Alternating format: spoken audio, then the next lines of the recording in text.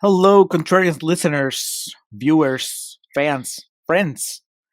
Here we are trying to survive. The cold has hit Texas, and Finally. we are we're keeping ourselves warm by watching and talking about Netflix original. Our latest episode is Patron Demand from Patron Dan Brennick. Has thrown another mid-budget sci-fi our way. This is the movie I.O., which As is in IOU. That's basically what he was telling us. yes, I owe you one. It's been a while Yeah. since I've given you a bad movie, so here we go. I don't know if it's bad. It's definitely rotten.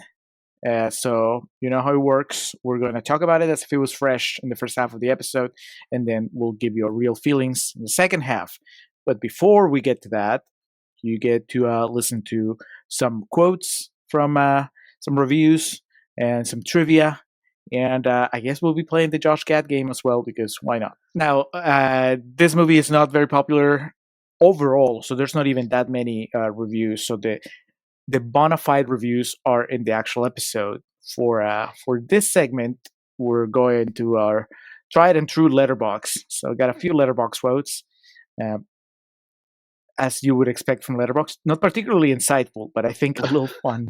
so, so I pulled a few. I'm gonna start with Ed, uh, who gives it 2.5 stars and says negative points for naming a character Elon.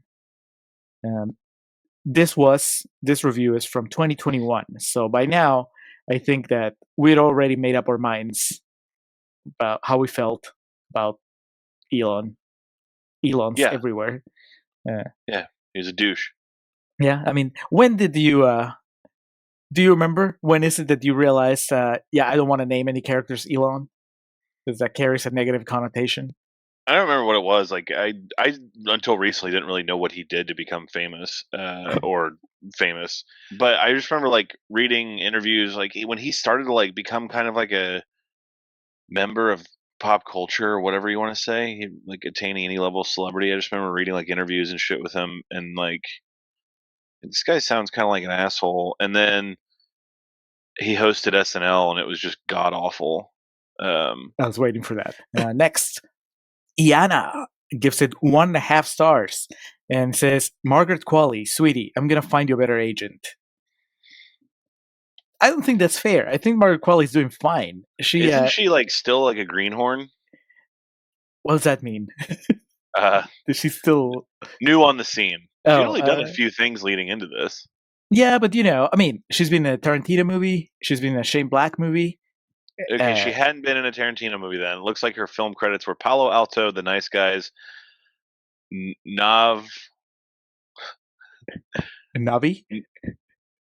Navitita. I'm sorry. I'm tired. Tomorrow I'm gonna realize what that word is and be like, God, you sound like an idiot. The Vanishing is Sydney Hall, Death Note, and Donnybrook were the movies she was in prior to this, and then yeah, she was on The Leftovers. But that's the kind of asinine thing to say because she's done more since then. And that was just kind of getting Maybe things this going. person got her a better agent. Yeah, and Maybe she was Iana in reached out. It's like, hey, Death let's get Strand. serious Like, about this acting thing. Matt gives it also 1.5 stars and says Margaret Qualley is a leftover again in this bleak, grindingly slow, obviously about climate change warning that could really have done with Kevin Garvey steaming in, punching, and swearing at anything in his path. Fuck, I missed that show. I'll just throw that one in because this guy's obviously a Leftovers fan. He's making leftover references. Kevin Garvey is the main character there who plays Leftovers is Qualley's like dad. approaching your like pro wrestling. Like it seems like everything. That's the Marvel Universe, Alex. Oh, that's fair. I But don't really get to reference the Leftovers very often. It's just that in this particular episode, uh, there's not a whole lot to reference. So I just keep going back to the Leftovers. that's fair. Lord Bob gives it 3 stars and says, if Luke had stayed on Tatooine and kept on farming while I'm all bored. the cool stuff happened in space, it would have been this movie. That's an excellent review. Yes. 3 stars though. He liked it. And we're going to close with something that's probably going to impact you as much as it did me.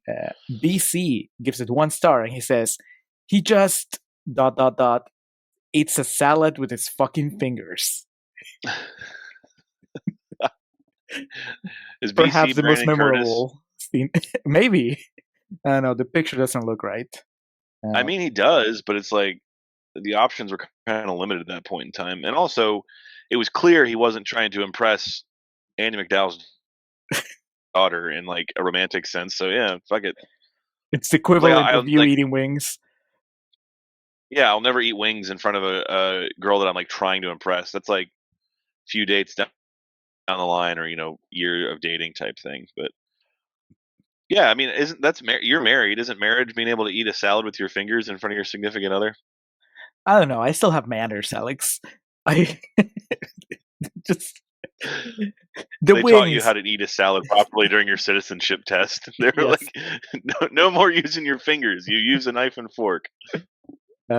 Wings maybe, but my wife is a vegetarian, so really seeing her That her would gross seeing her out. me eat meat just grosses her out. So yeah. All right, before we move on to whatever trivia you may have been able to find about this movie, Alex, who's Josh Gad in this movie? Is he Yeah, I Elon? guess. Yeah, yeah. If we're just playing it that way, he needs to be Elon. He would be.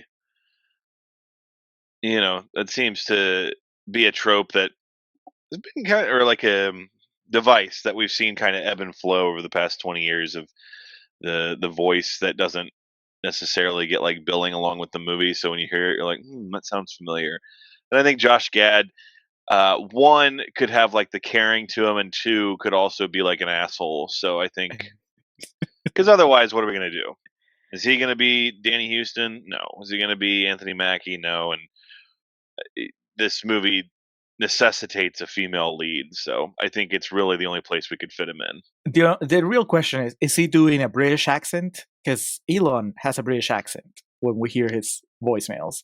Has he done an accent anywhere else?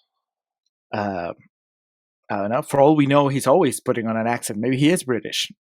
I I think so far I've always heard him sound the same. So I don't know. I'm sure he can do it. He's a theater guy. He's a Broadway guy.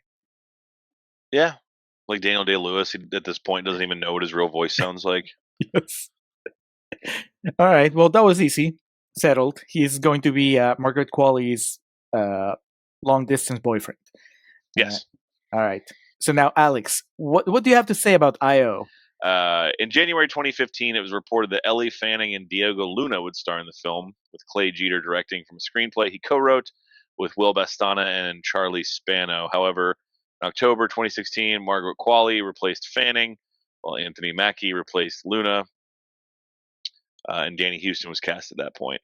Jonathan Helpert, not Halpert, was set to replace Jeter as director while retaining the original screenplay. It was released on January 18th of 2019. Went straight to streaming on Netflix. As is kind of discussed in the episode, it doesn't really mean anything when it's released through a streaming service, but this definitely would have been a January release if the studio Mandalay Pictures decided to release it in theaters. While there are very few characters in this movie, two have been in Marvel movies. Danny Houston portrayed Colonel William Stryker in X-Men Origins Wolverine, and Anthony Mackie plays Sam Wilson, aka Falcon, in the Avengers franchise. So, is Anthony Mackie as Falcon? Is he in Contrarian's canon? Was he part of the Yeah, March he to was in game? because he disappears when the snap happens. We see him Okay, turn to dust, and then he comes back is for he the big the? fight. He's Okay, the first voice Captain America hears on his ear. So like on your left. that's it. I remember that line. Okay, Yeah. cool. The movie features a quote from the Iliad by Homer, who also wrote the Odyssey. 2001: A Space Odyssey also involves a mission to EO. So Oh, okay. I was some like, where are we connective going with tissue. this? Yeah, that's when I first read it. I was like, "What?" And rounding us out here with our wonderful IMDb trivia section, the T.S. Eliot quote at the end of the movie: "We shall not cease from exploration, and the end of all exploring will be to arrive where we started and know the place for the first time," is the same used in the last episode of season 2 of another Netflix original, The OA. So much like Julio and myself, when the people that contribute for the trivia section of IMDb, when they were putting this together, they were really scraping the bottom of the barrel. It was this movie is that joke, that thing Julio and I always quote from Knocked Up. I.O. Oh, you know what's interesting about that movie? Nothing. Nothing. Yep, that was a movie we watched, and we definitely talked about it. It should be fun. We have fun with it. There's very little meat on the bones, but I think that we make a powerful stew with the meat that was there. So thank you for checking out this video. Thank you for checking out the episode. I'm sure you will. And get ready, because what follows is more sci-fi, but with a little more money thrown in. We're going to be checking the 2009 Star Trek reboot, reimagining, relaunch, whatever you want to call it. It's the one that made Chris Pine a true star. So be ready and for that. Introduced us to Chris Hemsworth. There's a whole lot of people we're going to get to talk about in that movie, and I'm pretty excited about it. Eric Bana, finally. It was 2009. Zoe Saldana, man, just in 2009, we're just Star Trek and Avatar. Yeah. All right. Well, before we get there, IO. So let's get through this together. And thank you again for checking out the channel, and we'll talk to you again soon.